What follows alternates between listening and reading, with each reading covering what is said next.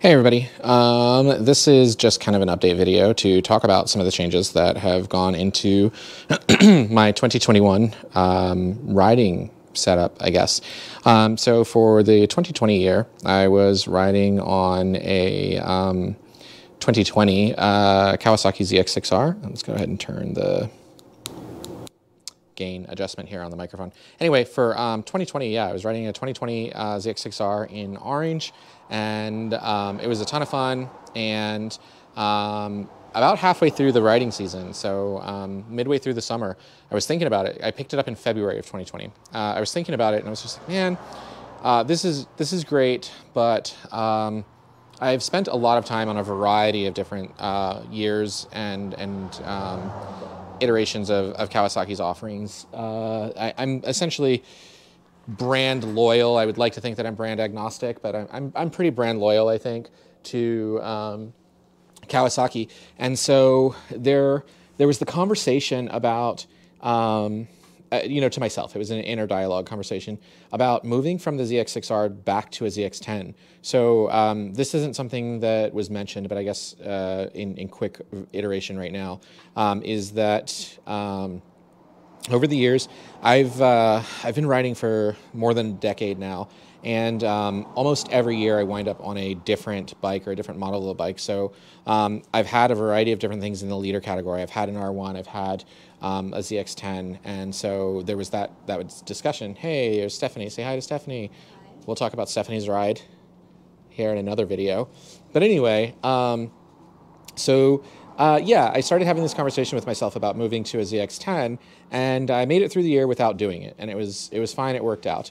But anyway, Kawasaki then, there were rumors that were going on that Kawasaki was going to release a new series of updates to a lot of their platform, and so the ZX-10 was one of those kind of things that there were whispers about. And so I told myself, you know what? Go through the year, keep on the ZX6, and just see what 2021 looks like. And to be honest, Kawasaki tempted the crap out of me. Sorry, I don't know if you heard anything with that truck going by, but anyway, Kawasaki tempted the crap out of me. Oh my God. There were different things that started happening at the tail end of 2020 that were just really, really interesting to me, and I was just like, no, don't do it, John. Wait. And so what happened was, so as to like sate some of my consumer habits, I guess, I went and bought a 2018 KLR 650. And that was interesting. Actually, talking about that, some friends of mine were, so again, I was riding the ZX6, and friends of mine were like, hey, go get a, starting to pour out there. Anyway, they're like, yeah, go get something that you can ride on the road. We totally want to, or not ride on the road, ride on the dirt. We want to ride on the dirt with you. And, oh, it's hailing. That's crazy. Anyway, they're like, yeah, we want to ride on the dirt with you. Go get something that's capable of that. Get a dirt bike. And I was like, I don't want a dirt bike, but I'll go find a dual sport. So I picked up a KLR 650. The dealership that I'm pretty loyal to had some new 2018s. 2018, for those of you that aren't familiar with the KLR 650, was the last year that they were made up until the refresh that happened here now. Actually, I haven't seen any in store, but apparently you can get them now. I think they're 2021 models of the KLR 650, which they made some slight changes. The short version, they're fuel injected now. But anyway, so I picked up a KLR 650 and I rode that around when I wasn't on the 6 last season, the 2020 season. And the friends of mine that were like, yeah, come ride with us, off the road, never once actually went off-road. So as the year wound down, I talked about it and I was like, you know what? The year has come to an end. I've owned this bike for 6 to 8 months now. I haven't once gone out into the dirt. I think it's time to probably trade this bike in. So I did. I offloaded the KLR 650. I picked up the Can-Am Riker for Stephanie. That's a different conversation. We'll get into that for a different video. But yeah, right around November, late November, all the information about the new ZX-10 started coming out. Excuse me. All the new information about the ZX-10 started coming out, so it was just like, oh, hey, look, glad you waited to, not get the ZX-10 for the 2020 year. It looks like there's going to be some significant changes to the 2021 year. And sure enough, there were. So about, I don't know, a few days ago, 3 days now, three or 4 days ago, now I rode my ZX6 down to the same dealership that I've been buying at for over a decade now. I go down there, they know me, and I was just like, hey, do you have any, actually I called in advance. I was like, hey, do you have any 21 ZX-10s with ABS, in the showroom, in your or in your warehouse? Like, yeah, we definitely do, come on down. So I go down there, and I'm just like, hey, I got the ZX6, I want to go ahead and trade that in, I want to pick up the ZX-10. They're like, didn't you just buy that bike like 10 seconds ago? I was like, yeah, no, like, I mean, I've had it for over a year now, but they see me every 6 months to a year. So I dropped off the ZX6. I picked up this black 21 ZX-10. So unfortunately, the weather's been doing really, really crappy stuff lately. Oh, there's our person who owns the Z125 that is camera shy.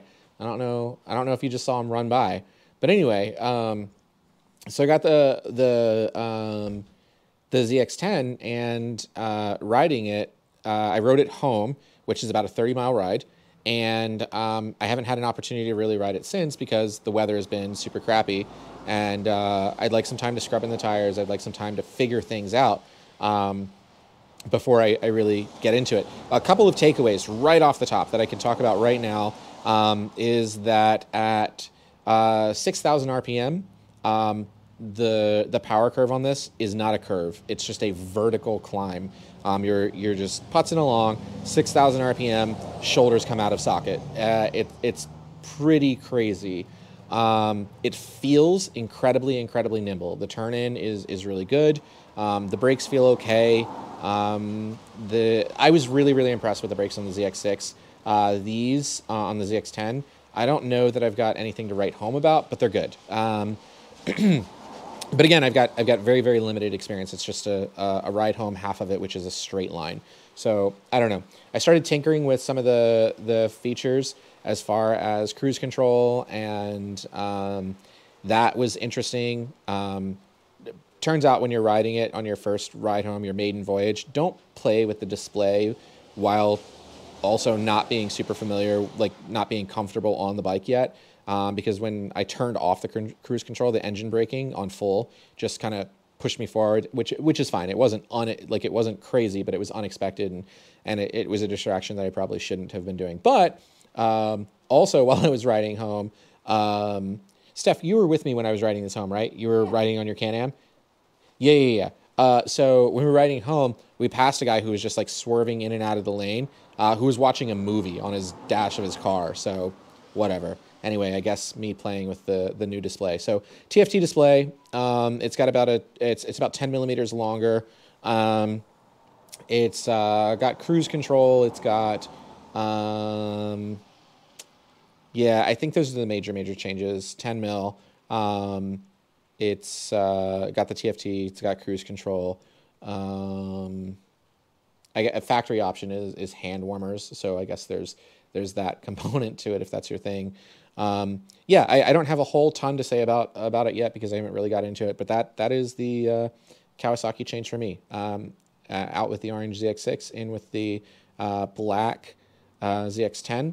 I really don't like Kawasaki Racing Team's green option, and I'm not really a fan of black bikes, so I'm very likely going to take all of this black, not the carbon gray here, but I'm very likely going to take this black and wrap it in something different. I'm not for sure what I want to do about it.